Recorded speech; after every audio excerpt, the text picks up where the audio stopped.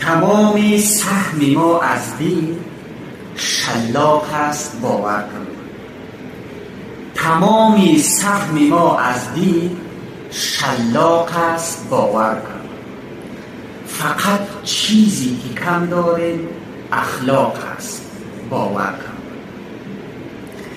دل ما خانه زنبورها و نیش گشتن هاست. مسلمان بودن ما روی اوراق هست، باور کن. برادر گفتن و با هم برادر خواندن آسان است، ولی در دست ما باروت و چخماق است، باور کن. کتابی ما به ظاهر گرچه قرآن است می‌دانیم، ولیکن در عمل اندر سری طاق است، باور کن.